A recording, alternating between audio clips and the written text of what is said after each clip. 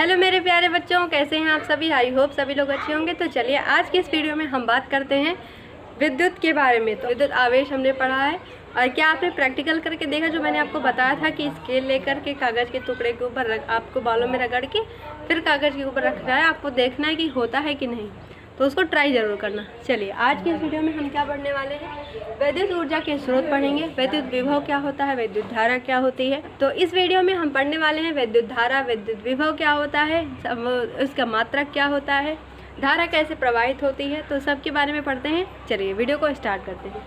सबसे पहले हमें क्या पढ़ना है, विद्युत ऊर्जा के स्रोत। हमें जो हमारे यहाँ पे इलेक्ट्रिसिटी होती है, विद्युत ऊर्जा है, उसका स्रोत क्या क्या है। एक तो हमारा जो प्राकृतिक स्रोत है वो क्या क्या है, जल से हम विद्युत ऊर्जा बना सकते हैं, सोलर एनर्जी से बना सकते हैं, पवन ऊर्जा जो होती है, आपने पवन चक्कियाँ देखी होंगी, उनसे बना सकते हैं।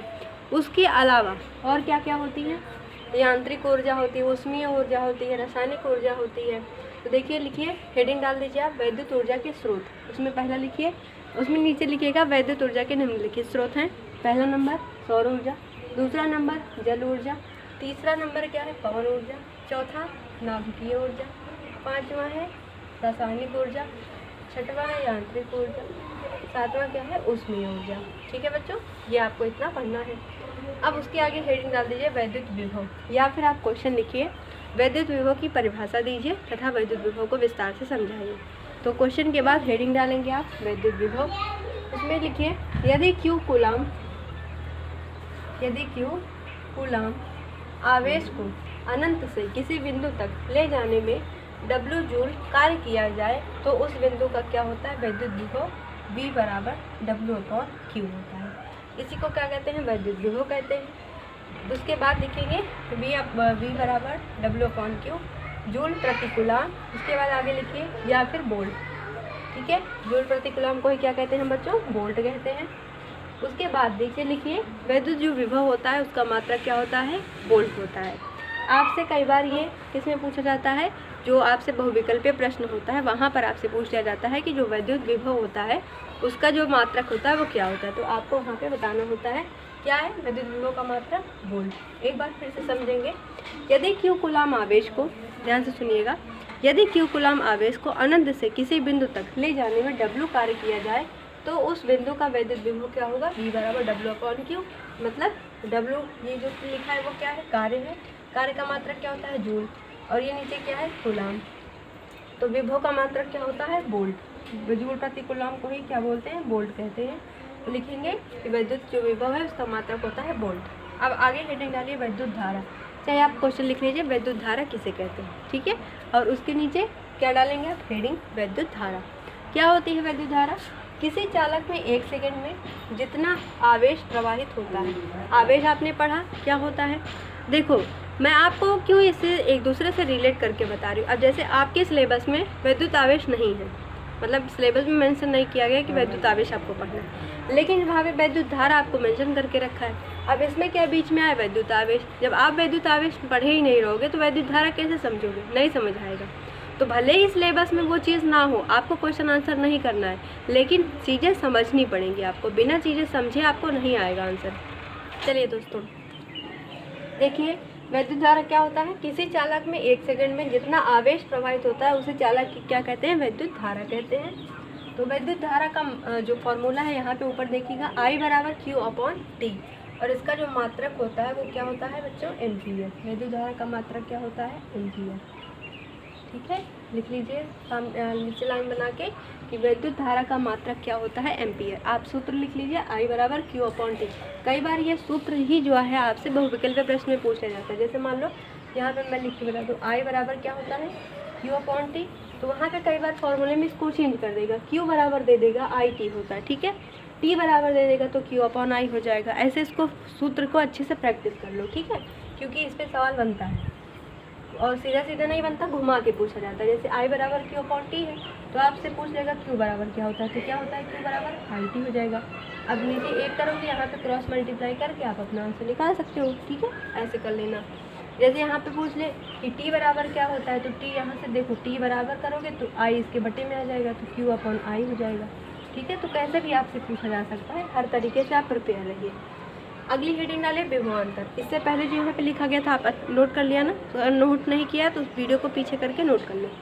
फिर अगली हेडिंग डाले विभवांतर क्या होता है। देखिएगा, किसी परिपथ के दो बिंदुओं के बीच एकांक आवेश को प्रवाहित करने में किए गए कार्य को उन बिंदुओं के बीच क्या कहते हैं, विभवांतर कहते हैं, वोल्टेज कहते हैं। इंग्लिश में क्या कहते हैं इसको, वोल्टेज। ठीक है, क्या कहा गया है, किसी परिपथ के दो बिंदुओं के बीच में एकांक आवेश को प्रवाहित करने में किए गए कार्य को, किसी परिपथ में दो बिंदु हैं, उनके बीच में एकांक आवेश को प्रवाहित करने में जो कार्य किया जा रहा है उसी क्या कहते हैं, उस परिपथ का विभवांतर कहते हैं।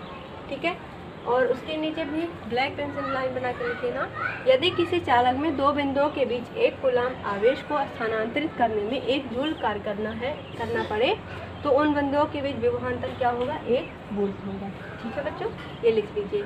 आप जो है जब आपसे विभवांतर की परिभाषा पूछी जाएगी, चाहे आप ये वाला परिभाषा लिखो नीले पेन से जो लिखा है, चाहे आप ब्लैक वाला लिख लीजिए, दोनों ही सेम है, आपको यहाँ पे कोई भी अंतर नहीं मिलेगा, दोनों ही आप लिख सकते हैं, नंबर उतने ही आपको मिलने वाले हैं। ठीक है, तो दोनों मैंने आपको इसलिए बता दिया, कई बार क्या होता है स्कूल में केवल यही वाला नीचे वाला कराया जाता है, इसको नहीं कराया जाता, तो मैंने दोनों करा दिया है, आपको कोई दिक्कत नहीं होगी, अच्छे से इसको नोट कर लो। ठीक है, चलो देखो अगला क्या है, विद्युत धारा तो हो गया।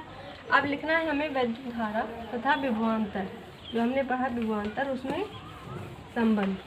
चलिए देखिए, अब हमें क्या करना है, विद्युत धारा और जो विभवांतर होता है उसमें हमें मापन उसका किया जाता है। तो मापन कैसे होता है, जैसे विद्युत धारा का आप मापन करेंगे तो किस यंत्र का उपयोग करेंगे, विभवांतर का आप मापन करेंगे तो किस यंत्र का उपयोग करेंगे, इस सभी पर सवाल पूछे जाते हैं। जैसे बहुविकल्पीय प्रश्न में पूछ लिया कि बताइए कि विद्युत धारा का हमें मापन करना है तो उसमें निम्नलिखित में से कौन सा उपकरण हमें उसके लिए ज़रूरत पड़ेगी। वैसे ही विभवांतर के लिए भी प्रश्न बन जाता है कि किस उपकरण का उपयोग करके हम विभवांतर का मापन कर सकते हैं। ठीक है, चलिए तो विद्युत धारा का मापन हेडिंग डाल दीजिए, उसके बाद लिखिएगा विद्युत धारा तथा विभवांतर का मापन, फिर डैश करके विद्युत परिपथ। ठीक है, विद्युत आरेख, परिपथ आरेख। ठीक है, फिर उसके बाद नीचे लिखिए विद्युत धारा का मापन। विद्युत धारा का जो मात्रक होता है वो क्या होता है, एम्पियर होता है। ठीक है, इसे मापने के लिए जिस उपकरण का उपयोग किया जाता है उसे हम क्या कहते हैं बच्चों, अमीटर कहते हैं। आपसे अमीटर की परिभाषा भी डायरेक्ट पूछ ली जाती है कि बताइए अमीटर की परिभाषा क्या है, फिर अमीटर किसे कहते हैं, तो आप क्या बताएंगे वहाँ पर, विद्युत धारा का मापन करने के लिए जिस यंत्र का हम उपयोग करते हैं उसे क्या कहते हैं, अमीटर कहते हैं। अब इसमें जो अमीटर है उसको विद्युत धारा का अगर हमें मापन करना है तो अमीटर को परिपथ में हम किस क्रम में जोड़ेंगे, तब वहाँ पे 2 क्रम हमें पढ़ने को मिलता है, एक होता है श्रेणी क्रम, एक होता है समांतर क्रम। तब वहाँ पे अमीटर किस क्रम में जोड़ा जाता है, श्रेणी क्रम में जोड़ा जाता है। ठीक है, इस पर भी सवाल पूछे जाते हैं, मैं आपको कराऊंगी, परेशान ना हो, बस बताती चल रही हूँ कहाँ कहाँ सवाल बनते हैं। तो पूछा जाता है कि अमीटर को विद्युत परिपथ में अगर धारा मापने के लिए लगाया जाए तो किस क्रम में हमें जोड़ना पड़ेगा, तो किस क्रम में जोड़ेंगे हम, श्रेणी क्रम में। अब ये श्रेणी क्रम और समांतर क्रम क्या होता है ये भी हम पढ़ेंगे, लेकिन पहले इसको आप थ्योरी पढ़ लीजिए फिर उसके बाद। ठीक है, चलो फिर श्रेणी क्रम में अमीटर को जोड़ा जाता है। नीचे लिखिए विभवांतर का मापन, हेडिंग डाल दीजिए, जैसे आपने विद्युत धारा का लिखा तो विभवांतर का मापन। अब इसमें लिखिए विभवांतर का मात्रक क्या होता है बच्चों, वोल्ट होता है, अभी आपने पढ़ा। मापने के लिए वोल्ट मीटर का प्रयोग करते हैं, किसका प्रयोग करते हैं, कौन से यंत्र का, वोल्ट मीटर का। अब आपसे सवाल पूछा जाता है कि विभवांतर मापने के लिए किस यंत्र का उपयोग किया जाता है, तो क्या कहेंगे आप, वोल्ट मीटर का। अब इसको जैसे हमें जैसे मान लीजिए क्या है, परिपथ है, तो हमें इसमें क्या करना है, वोल्टेज की माप करनी है, तो इसमें विभवांतर किस क्रम में लगाएंगे, तो आंसर बनेगा समांतर क्रम में।